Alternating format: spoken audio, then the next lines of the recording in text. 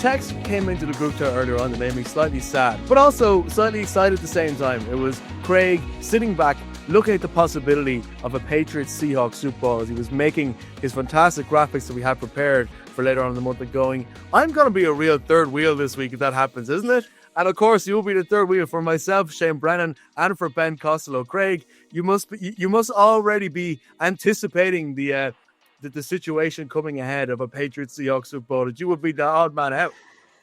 Yes, I was always going to be the odd man out in the playoffs anyway, supporting the Giants. But it's weird. There's like two connotations here that are vastly different, that have different meanings. So obviously we've got the Patriots and the Seahawks permutations, where I am currently wedged between you both, as I probably would be, keeping you away from each other in case there is any ruckus going on. But there's also the permutation of the fact that I could personally have a hand in the Super Bowl matchup, in the fact that I interviewed or asked a question to Sean Payton during his post-match interview in London, and then I asked Devontae Adams a question in his post-match interview in London. So is there a possibility that I have personally spoken to people from both Super Bowl teams already this season?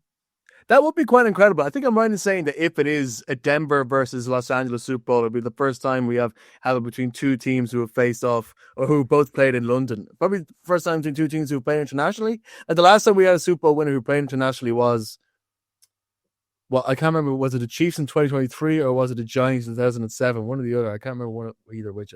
These are one of those stats that in October is in the front of my mind, but I don't have now.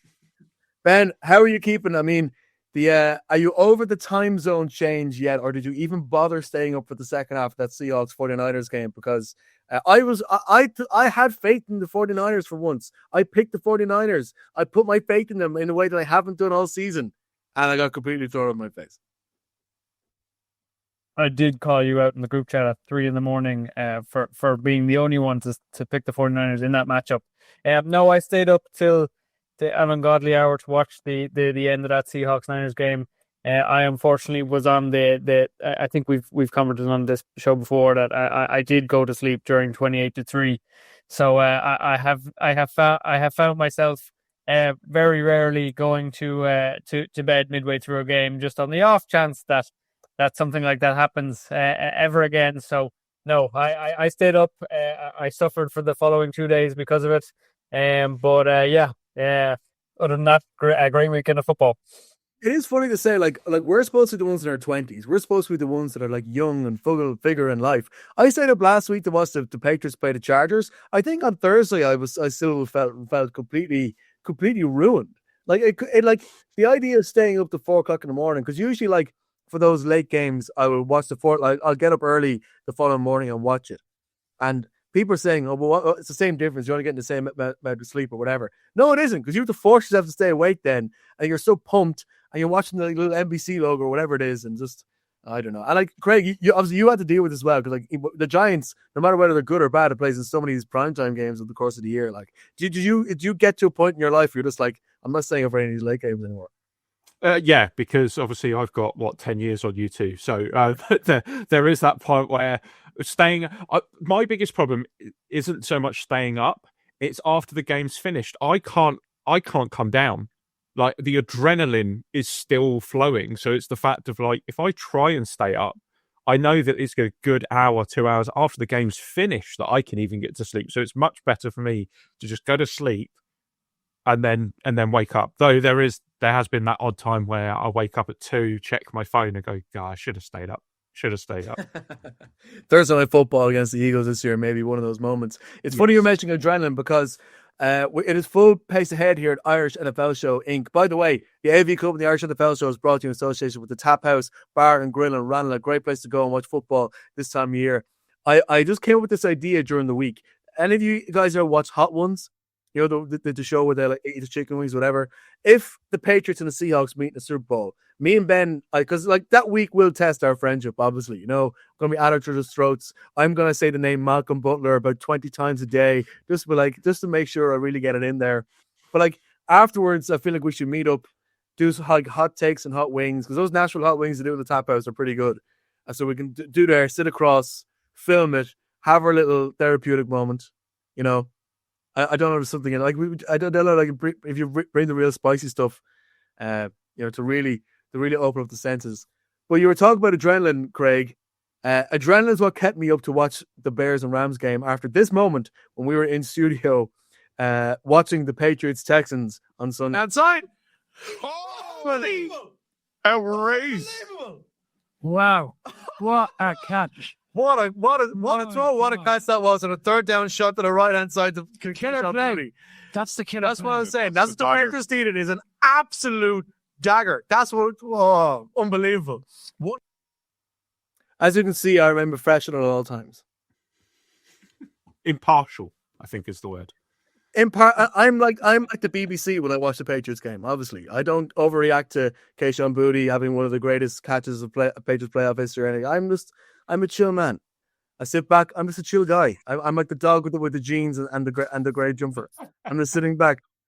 I do always wonder. I'm like, at what point am I being too much of a homer for my own team or like that whenever we're on a show like this, and then you go on a live show like that and make me seem like not too bad. So you know what, that I'm okay with it. I mean, Craig is currently sitting with a big New York Giants flag behind him, but I'll be like, you know, and then we all have our own biases, but we're fans of the game first. But I was particularly a fan of that game because the Patriots won. That's that kind of way. Let's get on to a few of the bigger talking points, because a lot of the things that happened in the coaching carousel. We were, I think, quite energetic last week talking about the fact that Mike Tomlin had stepped down as head coach of the Pittsburgh Steelers. A few things have moved around since then. Let's talk about the news first, that Robert Saleh has taken the job at the Tennessee Titans. One of the funnier tweets from this is that people have said, look, I can't wait for Robert Saleh to be back being defensive coordinator at the San Francisco 49ers in 2029. But I feel that's being too presumptive here. I mean, look, I've seen people come back and say, oh, you've gone from being the head coach of one dysfunctional organization in an AFC division you can't win to being a head coach of another dysfunctional organization in an AFC division you can't win.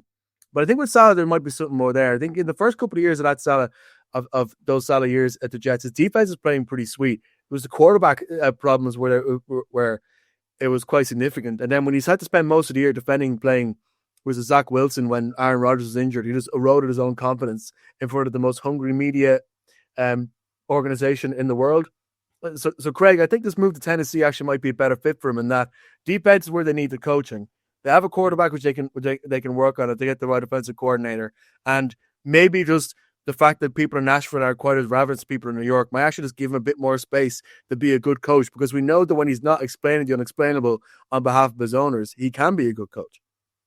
Yeah, absolutely. And I do think that Tennessee is maybe a better fit than New York is for him, for that sole reason that he can kind of sit back a little bit and take stock. And there's not going to be the reporters, and I see it with the Giants, where they are hard-laced. The questions they ask are tough.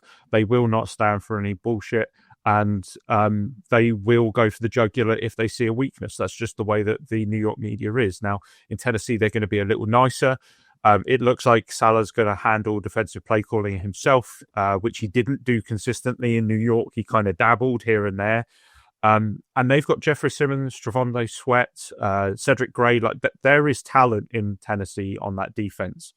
I do think that you can look at his head coaching stint under the Jets and maybe see 20 wins, 36 losses, 0 playoff appearances, and go, it was an abject failure. But the Jets haven't had a winning season since 2015. And they haven't made the playoffs since Rex Ryan was the coach. So it's not a Saleh thing. It seems to be a Jets thing more than anything. So I think Saleh's landed on his feet. The only thing that I would be slightly worried about is whether this was too reactionary.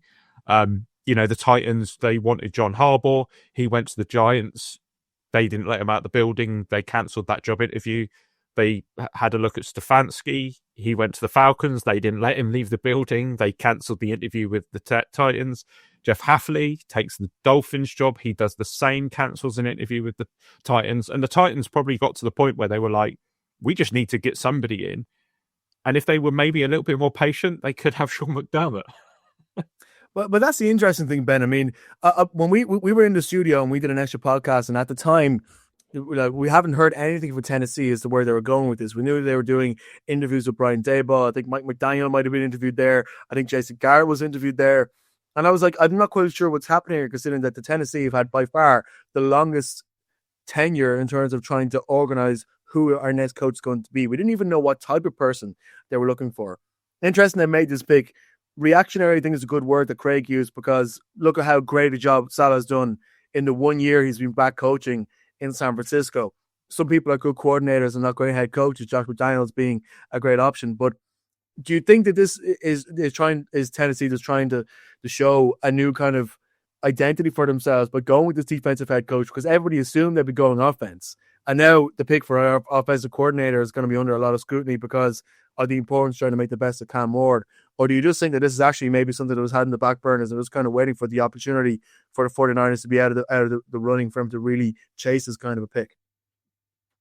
You know what? I actually really like the hire. I don't think it was reaction. Maybe it was reactionary, but I don't think that has turned out to be a bad thing.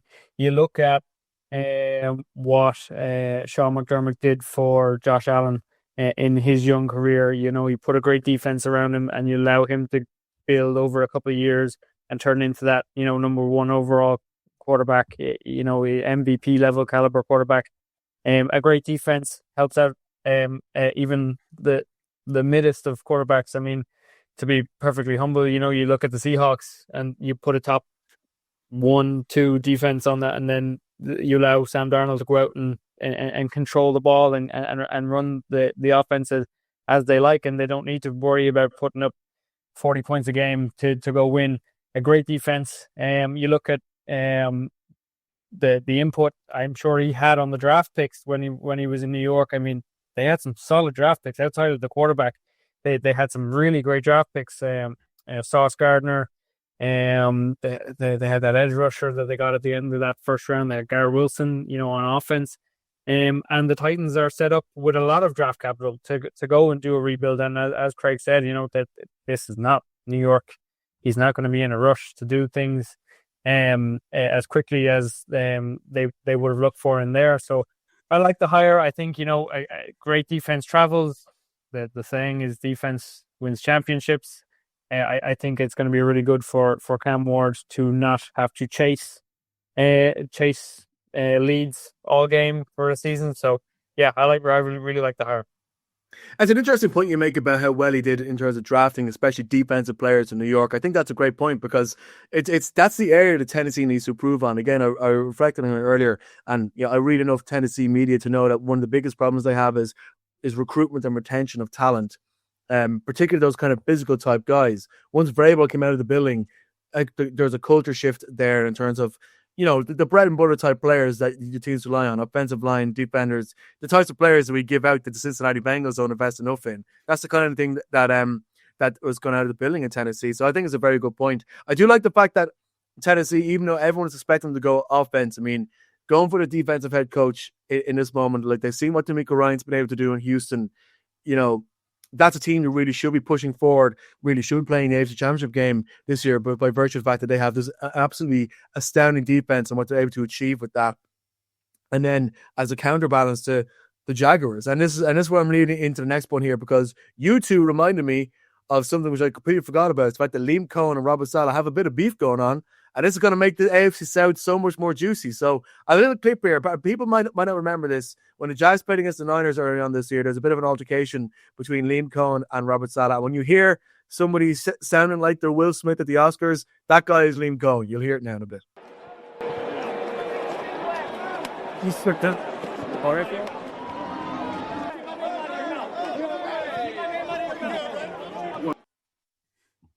So you have a better recollection of this than I do. What was the beef? What was the beef between Saleh and Coen? Tell me what I've forgotten, and why this is so important now for this Jags Titans rivalry. It mainly came down to a little remark from Saleh where he said that they were legally stealing signs, and he did say after the game that it was never meant as an insult. It was meant as kind of a compliment to how smart they are and how many teams do it. You know, he said that Sean McVay does it and a couple of others, where he's basically saying that they are able to decipher basically what the other team is doing. He's not comparing it to, what happened in Michigan in the college game where they were, stealing signs. He's saying that they're smart. And I just think that Coen had his backup because as a first-year head coach, I think he was under a lot of pressure. He wanted to succeed himself and show the best version of himself. But I also went digging today and I found this little tidbit that might also explain why maybe Saleh has a little bit more of a chip on his shoulder. Saleh was a finalist for that Jags coaching position. And I didn't know that. He apparently was devastated when it went to Coen. So obviously there's a little bit of something there as well. So it's going to be interesting. Twice a year we get this. Rubbing our hands with the beat. The AFC South is going to have one of the most unique rivalry packages because Houston and Tennessee don't like each other because the Tennessee Titans were the Houston Oilers. Now we have this manager rivalry going in. The Colts used to own that division for years. Well, when it originally starts, everybody kind of hates them. It's just bizarre. What I find interesting about this, though, is you go back and there was the sign stealing allegations and the one pass over the other. But I mean, it was more the fact that Coen decided to go in there and be like that when it was week 4. This is early on in his tenure, and he's doing the full. I'm surprised he didn't just slap him like Chris Rock and just go the full keep my name out of it. When you hear that sentence, it's the only thing you're expecting to happen. It's just them. So. Yeah, I don't know, Ben. I imagine that this might make it spicy. I hope that maybe the Jags Titans could be the London game next year. We can actually see a fight, similar to something a matchroom will put on in Wembley. We're going to see them go at it. I think it's going to be really good for the division. I mean, you look at this year, Ben Johnson and Matt LaFleur, and the kind of hostility that those two. I think that's more the esteemed rivalry between those two teams that goes back years. But I mean, that they're familiar with each other. Not in a particularly great way, and I think we could get the same thing in this division. And it's whatever about what it's going to put out in the field. If nothing else, it's just entertaining. It is brilliant, isn't it? I mean, it's what we want. I like the LaFleur Johnson thing, by the way. And apparently, LaFleur is from the McVay coaching tree. And McVay took it personally that Johnson was going after LaFleur. I think isn't LaFleur's brother also coach currently at the Rams. I like how that sort of rivalry between the Bears and the Packers sort of spilled over as the Rams went into the Soldier Field last week. Let's talk about what's happening in Miami because news broke recently that Jeff Hafley, defensive coordinator at the Green Bay Packers, will be taking up the job at the Miami Dolphins. Being a head coach in the AFC East doesn't have a very long shelf life unless your name is Bill Belichick or weirdly Sean McDermott, who we'll come to in a second. Is this a surprising move, Ben? Do you think this is the kind of move that Miami were anticipated to make when they moved on from Mike McDaniel? Because it was interesting. There was a moment when everyone was going for Harbaugh, when Mike McDaniel still had a job. But it seemed like there was more teams going for Harbaugh than there were openings, and people were suggesting that Miami were one of the teams who were doing that. And then all of a sudden, McDaniel is out the building. It just seems a bit disjointed there as well. I was talking earlier about the Titans and not fully knowing what they want from a head coach here. This seems like maybe not another reactionary pick, but it just wasn't the angle in which I was expecting, especially considering that they have a big quarterback situation to deal with next year.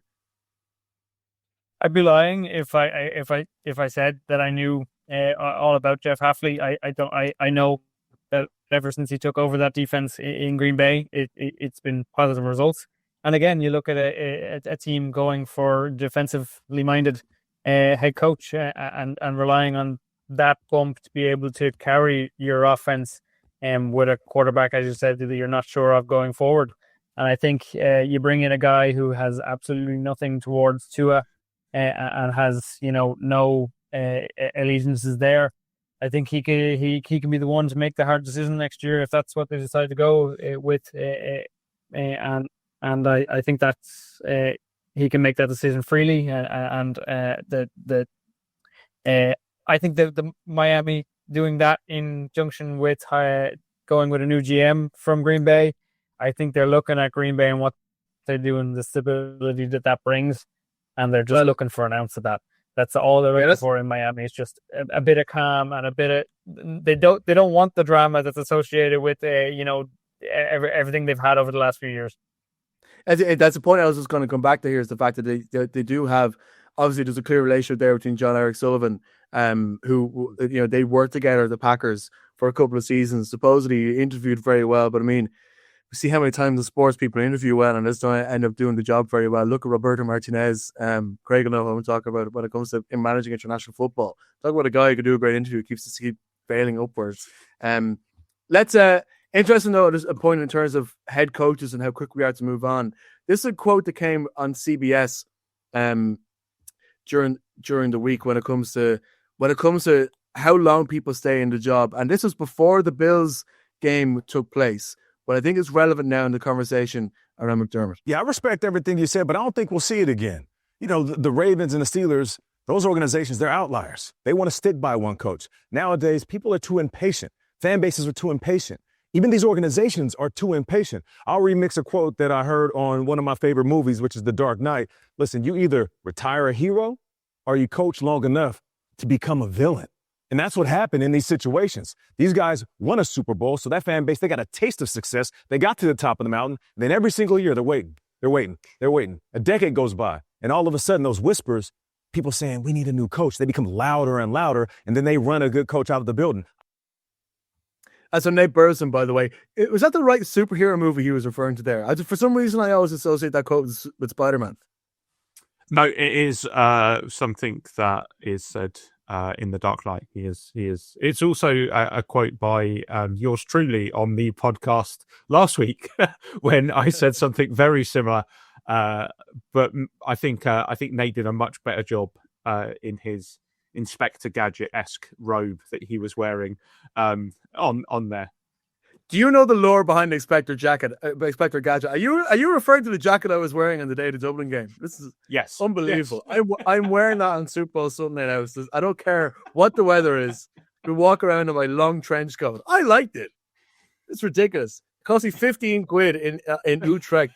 It was on sale. It was great. It was like 90% off. I loved it. Anyway, but Ben, let's go back to the point about Sean McDermott being moved on for Buffalo. I mean, is this a surprise? Because I think people are now looking back at that press conference he had afterwards when he was talking about a couple of the missed calls and the fact he was like, I'm standing up for Buffalo, goddamn.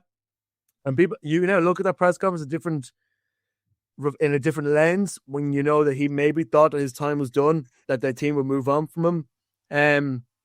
You can't argue with the fact that they keep making the playoffs. And it's a franchise that just did not make the playoffs until he became head coach. But at the same time, you only get Josh Allen once. And I don't know whether, is there a patience thing? Is there a process thing? Is this a club thing? Or is this just a McDermott problem and the right to usher him out the door? I look back to last week and we spent a lot of time talking about Mike Tomlin and what moving on from him looks like in terms of bringing in new energy. And a lot of teams are getting that, first year bump from new head coaches and it spills over into a couple of years. I mean, you look at D'Amico Ryans taking over that franchise and immediately making the playoffs, Ben Johnson this year. And there is some examples to go off of where that makes sense. This one for me, I don't understand how you move on from Sean McDermott, who is perennially, I can't say that word, who has all he's done is perennially. I actually can't say that word. Don't clip this afterwards. There's a social media. All Sean McDermott has done since. He's frozen on us. The Buffalo Tundra has come down and has frozen his internet. Hey, you're back now. Yeah. Me trying to say that word has broken my internet. Yeah, it's a perennial problem, really. This Wi-Fi issue. Come on. It's ongoing. Am I back? Am I good? Yes. All Sean McDermott has done has won since he got there. I don't understand how the GM has stuck around. I thought they would have gone the opposite way and they would have got rid of the GM. Interesting fact that the only Pro Bowlers that is it Brandon Bean? Brandon Bean, yeah. Has drafted since Josh Allen are Dawson Knox and Dalton Kincaid. And that's a very long span of drafting players to only produce 2 Pro Bowlers. I mean, you look at the Seahawks, I think they did that in the last year, It's not that hard to do, guys. Just draft some Pro Bowlers and put it around your MVP level quarterback. So yeah, I'm surprised by this. I understand the logic. For most teams, this one just doesn't make sense to me. I think that's a very good point, because if you just look at the consistent issue for Josh Allen is somewhat similar, I think, for Lamar Jackson, in that it's a talent issue of the squad that he's on. Like, the talent on that defense this year isn't great, but I thought it was coached well, and that's McDermott's side of things. And the talent of his offense, his running back is playing a lot better, but who's his receiver? We saw so many key drops against the Bills. There's no clutch receiver. And you could say, well, look, he had Stephon Diggs. He was the one who, Josh Allen himself fell out with Diggs. So what are you going to do there? He had his chance with his top receiver, and that ended up being moved on. But I think you're right. I think we see what happened once Trent Baalke was let go from Jacksonville, and a complete change of mood there. We're seeing that now in Miami. There's linking back to the Hafley decision to bring him in, and maybe they're trying to go for something there. I agree, and I don't know who the answer is for Buffalo now. Who do you take? Who's the obvious candidate to come in there? Because there's no Harbaugh. As much as Harbaugh could have got in and taken that job, which would have been funny. Like, what is the answer, Craig? I don't know where Buffalo. You're smiling. It's like Don't tell me it's Bill Belichick. It's not. So on The Athletic, there's a really, really good article around Josh Allen and around the Bills and what they have done. And you're right. They have a lot of wide receiver 2s and 3s, but no wide receiver 1 for Josh Allen, which is horrific. They've got Shakir there. They've got Coleman. That hasn't worked out. Obviously, they brought back Gabe Davis from an injury and waited all year to play him, and then he got injured, and they went out and got Brandon Cooks, and Brandon Cooks was basically their whole offense. And we're talking about a player who has almost broken the record for being traded the most amount of times, who is in the very, very twilight of his career.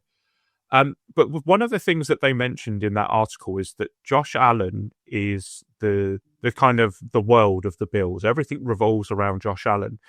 You look at the backup quarterback situation in Buffalo. The backup quarterbacks are there because they got on well with Josh Allen. Like, they are handpicked by him. They went out and they redid his contract recently because they didn't want him looking at second string-esque quarterbacks. So quarterbacks not in that upper echelon of kind of, the league. And they didn't want his pay grade getting close to them and then him getting a little bit disenfranchised. So they do things for Josh Allen. I'm going back on something I said last week as well about the Eagles offensive coordinator here. But if you want to please Josh Allen, who did Josh Allen love as his offensive coordinator? Brian Daboll. And do not be surprised if Brian Daboll ends up at the Bills. I've had that thought. I genuinely, like, when you were talking with the Eagles, I was like, that's not going to happen. But as soon as I was like, I think Daboll, if not a head coach, an offensive coordinator in that situation, because he got the best out of him. I could see that coming. It's an interesting point that it's funny, right? Because when we talk about Joe Burrow, we talk about how too much of the money he's spent on receivers he wants, and that's affecting the team. Or we talk about how the amount of control the Jets gave to Aaron Rodgers in the selection process. I never actually think of Josh Allen in those terms. That's a very insightful way of maybe not that he's becoming the problem, but is there too much player power there? Yeah, I mean, it could be the fact that they're too interested in pleasing him and trying to walk on eggshells around him, that they just have neglected certain other points, and the wide receiver room is definitely one of them. All right, well, moving on to our last bit of head coach talk. I just want to play a couple of clips from the press conference that happened today, only a few hours ago as we're recording, as John Harbaugh was officially announced as head coach of the New York Giants. Get your tickers out here. How many times does John Harbaugh say the word football in the next 70 seconds? Well, I mean, there's a lot of qualities that go into it. I mean, Joe's got lists and lists of qualities for all different positions and all that you'd be looking for. But to me, the number one thing is we have to have guys that love football. I mean, you just have to. It's football. What are we here for? What do we do? What is this building for? It's for football. This is a football team. And we need guys that love everything about football. They love the games. They love the practices. They love the weightlifting. They love the meetings.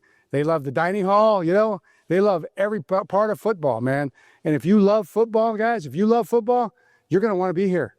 You're going to want to drive in that parking lot every single day. You're going to want to walk through those doors. You want to walk up in those halls. You're going to want to get in front of that tape and watch tape every single day because you're going to be around a bunch of guys that love what you love. They love football because that's what we're going to be doing, football, all the time, every day. And if there's guys, around that don't love football, Joe, we're probably going to let those guys go play somewhere else, because if you don't love football, you're not going to love it here because we'll be doing football. That's the plan. All right. I counted 12, but I'm pretty sure I missed a couple there. 13 I got. It's unbelievable. At least you know what he's about. He's about football. He's a coach. He loves football. He loves football. I tell you, he looks well for 63. I didn't realize he was that old. He looks great. Very spry. I don't know what something about the lighting in that particular conference. He reminded me of like Lane Kiffin when he was being announced at not Ole Miss, LSU. I dare suggest that he would still be coaching Ole Miss. It just seemed like, I don't know. It's unusual seeing him in a suit because he's always the guy he's always in the hat. He's a hardball. He's always in a sports gear because he loves football. He's about football. He's not about going to dance balls. He's about football. So it was an unusual setting. Right, we're just going to hit the break for a few seconds. And when we come back, we're going to talk briefly about the College Football National Championship. And then Craig and Ben, not me, going to make their picks for this week's AFC and NFC Championship game. This is your chance to experience the NFL like never before. The Irish NFL show is touching down stateside, and we want you on the team. Explore iconic football towns: Chicago, Green Bay, New York, Philadelphia, Pittsburgh, and make memories with fellow Irish NFL fans on the trip of a lifetime. We've partnered with Bernard Hayes Travel, a trusted travel partner with over 30 years' experience.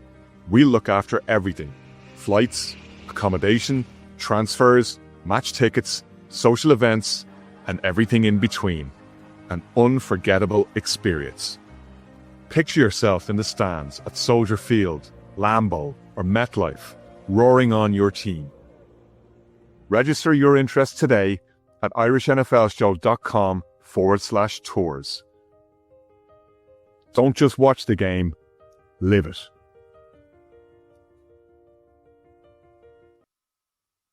Yes, irishnflshow.com/tours, where you can register your interest if you're interested in going with the show to America next year to watch not one, but two NFL games. But let's talk about the two NFL games that are happening this Sunday. We start with the AFC Championship game as a matchup between the New England Patriots and the Denver Broncos. We see both of these teams have played twice already in the AFC Championship game in recent enough years. The year of Super Bowl 50 when Peyton Manning beat Tom Brady, and 2 years previously when Peyton Manning beat Tom Brady. The quarterback matchup this time is Jarrett Stidham versus Drake May. Two interesting facts about both of these quarterbacks before I go to you for your picks. Firstly, the Denver Broncos are the only team in the NFL to not have one single snap with their backup player in 2025. In 2024, they were the only team in the NFL to have not had a single snap being played by the backup quarterback. 2 seasons in a row, they have not had one snap played with a backup quarterback. The only team in the league to have done that. Go over to the other side. Drake May hasn't played, his MVP level stuff the last couple of weeks. However, he will be the first quarterback to face a top 5 total defense in each of his 3 playoff games of the season since Cam Newton in 2015. No QB has ever beat 3 top 5 total defenses in a single playoff run. Interesting facts, of course, that Cam Newton in 2015 was against a Denver defense, which the Patriots succumbed to in 2016. But Ben, as for the 2026 matchup, is there any hope for the Broncos here? I say that as if it's already a foregone conclusion, which I don't like. I hate the way I frame that, but this quarterback situation just really changed how you see this game. I gave the Broncos chances. Very, very little chances after hearing the news of Bo Nix, until I heard Sean Payton start calling Jarrett Stidham Stiddy, and I just went, you know what? The way he was referring to him, it almost sounded like he liked him more than Bo Nix. To be honest with you, I think this could be his absolute masterclass in saying, look what I can do. This, I don't actually need a top drafted quarterback. I can do this with Stiddy. But no, I think I think this is the Patriots' game to lose. The fumbles and the turnovers from Drake May were not very promising last week against that Texans defense, but it was that Texans defense which is arguably the best defense in the league. It's obviously up there with Seattle. It's up there with Denver, and this is a Denver defense that can cause turnovers and fumbles and all that matters. I think this is your game to lose. Greg, well, it's funny when we look at this, and I was originally going to come on here and start making a joke about how the Patriots are really God's team this week, because a Super Bowl with the Broncos in it is just not one we're looking forward to, because that either the Rams or the Seahawks would absolutely maul them. But I mean, if there's anything that the Broncos have done all year, it's prove us wrong in close moments. With that, we thought there'd be a situation where Josh Allen would find more room and they get consistent turnovers against him. We thought there'd be a situation when, in so many cases during the year, when they're far behind and they found something in the fourth quarter. We have to remember, it's not as if, as much as they've lost Bo Nix, they haven't lost a Josh Allen level talent here. And Sean Payton is one of the greatest offensive minds in the league. If there's any team that could really surprise us, it really could be Denver. Yeah, absolutely, it really could be. And it's weird because everyone talks up this defense from Denver and how well they did, and obviously they did turn over Josh Allen 3 times last week. But let's not forget, the Bills also still scored 30 points against them, despite the fact that they had those 3 turnovers. So this Denver defense isn't impenetrable. You just do worry after that Patriots-Texans game that was not a showcase for quarterback play in the slightest, outside of a few fleeting moments from Drake May. It's so bad to think that we're going into a championship game here where everyone is going to be hyper fixed on a quarterback for all the wrong reasons, because it's almost an unknown to a degree, because like you say, there hasn't been a snap within 2 years. Is there a little bit of chip on the shoulder from Justin because he was earmarked as being the Brady successor, and obviously it never worked out and he was never really given the opportunity? And does he maybe take that? Does that maybe overawe him on the day, or as Ben rightly said, is this a case of Sean Payton being able to reach into the bag of tricks and pull out magic? He's been able to do that with quarterbacks all throughout. Even when Russell Wilson was there, he had moments. We're seeing exactly what Russell Wilson's like now. So it could go either way. It could. I still think it's the Patriots, and the Patriots will be my pick, just because I think a quarterback has his hands on so much of what happens offensively that it's very, very difficult to overcome. I can't see this being a Nick Foles-esque moment. I guess the Patriots when that also happened. So yeah, interesting one. I won't be making my picks. I will be a part of the Picks podcast, which goes live on Thursday night, about doing Friday morning. So I get a bit more time to mull on my decisions this week, because last week I did rash things, and even though I said on this podcast that the Seahawks would win, I ended up picking the Niners in my picks later on in the week. So I just wonder whether I try not to make any quick U-turns. Craig, I'm going to go back to you first for the NFC Championship game between the LA Rams and the Seattle Seahawks. The way I frame this in my mind, and look, we saw how quite literally the home field advantage in Seattle, and we've spoken about this before on the podcast, but whether it's really a factor, it kind of shown itself to be a factor against the 49ers on Saturday night. But matchups count in this league. I think there are teams who just seem to do well against each other and teams who just don't, in various different situations. Like the Panthers matched up well against the Rams. That's why that game ran close. The Seahawks, I think, matched up well against the Niners in the second half of this year, because the Niners had no chance. And I feel like this is a game where the Rams and the Seahawks have an interesting matchup, because for so many years, like that Thursday night game earlier on in the year, which is crazy, where the Seahawks end up getting the 2-point conversion, which, was passed backwards and hit off the helmet and all that kind of thing. One of the great matches of the NFL. But that's the first time that Matt Stafford has lost to the Seahawks as an LA Ram. Sam Darnold was picked off by this Rams defense 6 times this year. That's not to say that we shouldn't discount the fact that the Seahawks are coming to this with plenty of rest. They haven't had to do any traveling. Where the Rams, who had to travel to Carolina, travel to the cold of Chicago, and are traveling up to Seattle, with that home field advantage is going to be significantly better than it was in that Thursday night game when these two teams faced against each other in this stadium. There really is a lot to dig into this game. This game, I think, is going to be an all-time classic no matter what way it goes. And it's tricky for me to figure out whether it's going to be a Super Bowl 49 rematch or a Super Bowl 53 rematch. Let us know what you think. I really want to know what Rams team are going to show up here, because from week 6 to week 11, there was no way that you could look past this team. You know, it was almost like the greatest show on turf too, with the Rams again, with the fact that Devontae Adams was cooking, Puka Nacua was on fire. You know, Kyron Williams was having a phenomenal year, and Matthew Stafford was putting up those MVP numbers that saw him basically look like he was going to run away with it, despite the fact that Drake May was there. And then since that win against the Bucs, they've won 3 and lost 3 in the regular season. And you can't say that they've shone in the playoffs either. I think they've stuttered through the playoffs. And we were all saying, oh, Devontae Adams will come back and it will kind of turn the screw a little bit. And, you know, he has that connection with him, and the fact that he'll have him and Nacua again means that things will pick up. But it just hasn't happened.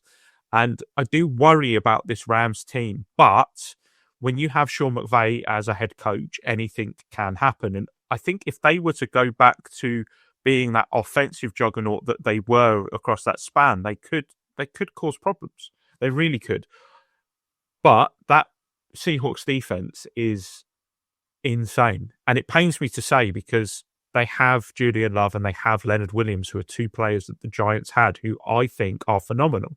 And they've complemented them properly throughout, you know, homegrown talent, the draft that they've had this year, where they picked up Nick Emenwari, who I think has been phenomenal, and they've just been able to piece it together.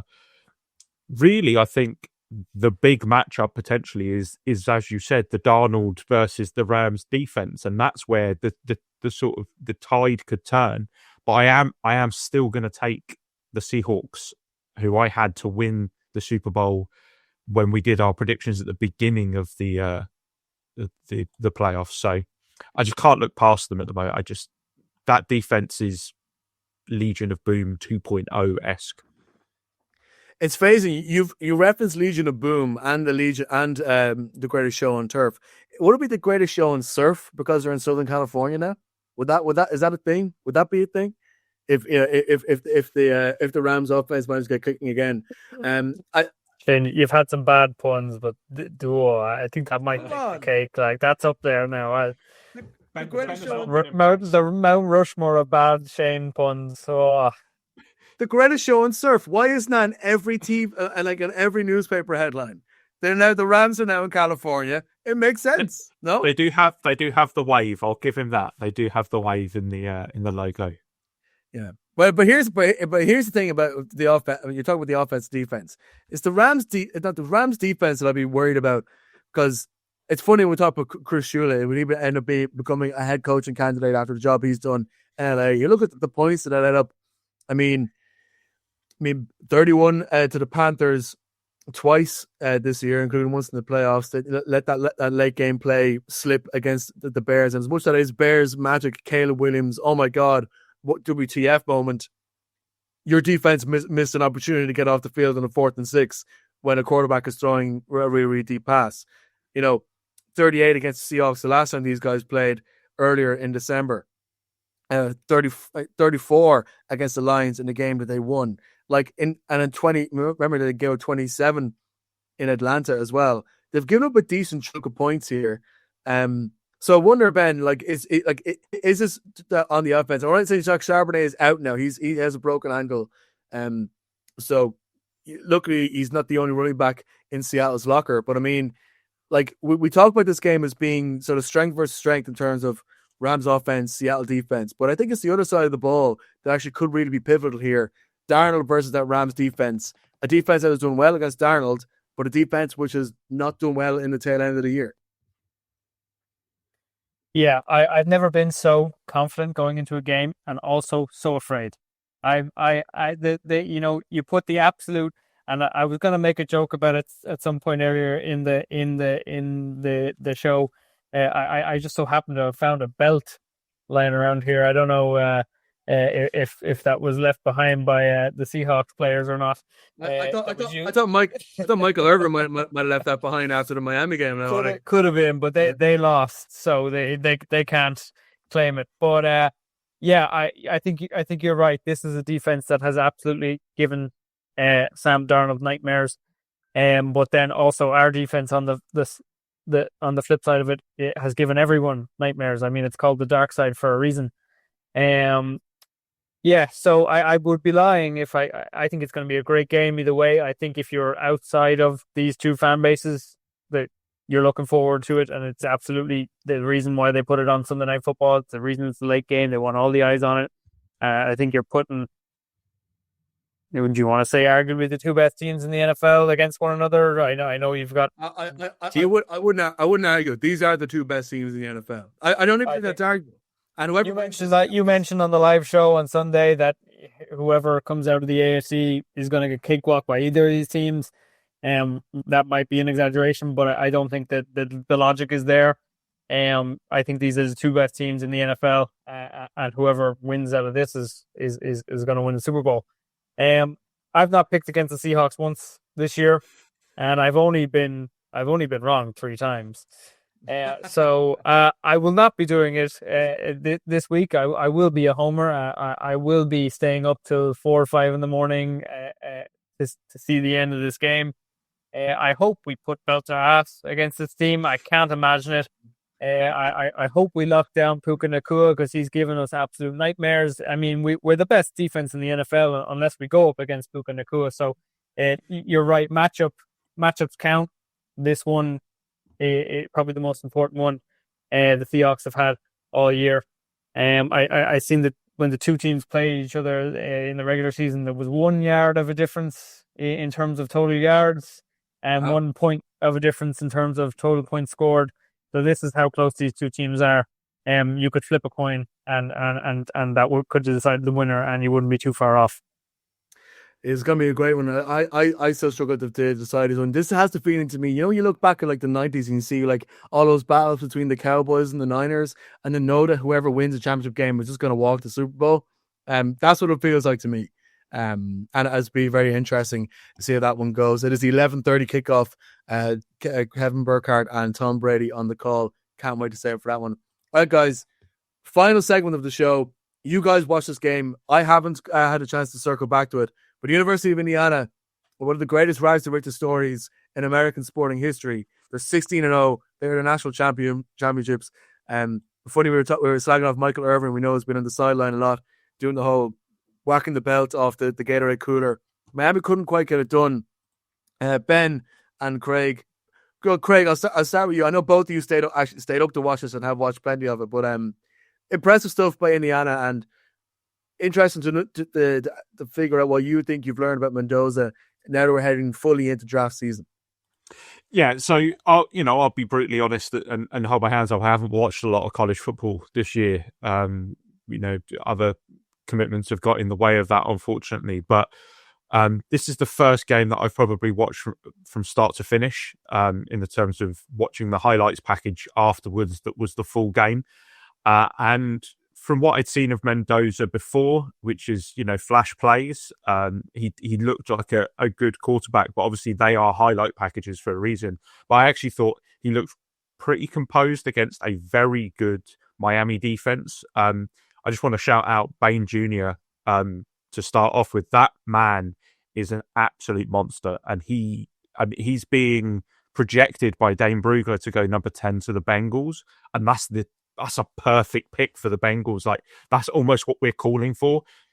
He had 8 total tackles. He had a sack. He had 2 tackles for loss. One of those tackles for loss was just absolute brutal play on the running back. Like, he really impressed me. But if we flip back to Mendoza, there was a few moments during that game where you just see why I think he won the Heisman Trophy.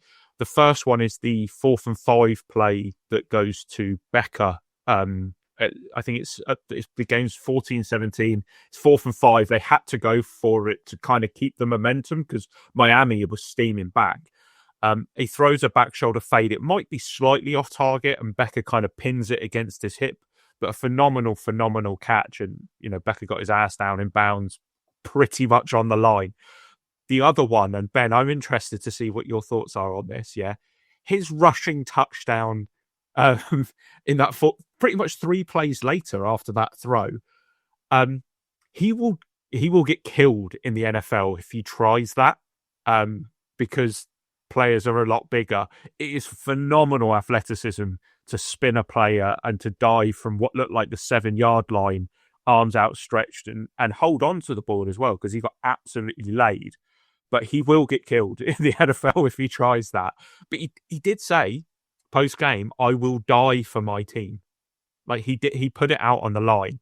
The only other player that really caught my eye and will probably be one to watch out for in the 2027 draft, not this draft because he won't be coming out, Malachi Toney for the Miami offense was phenomenal. Apparently he's breaking all the records at Miami and will probably end up breaking career records there as well. But just some really, really standout players there. A really good defensive battle between two teams, and I think the right team won in the end. The Hoosiers, they just looked just that little class above Miami.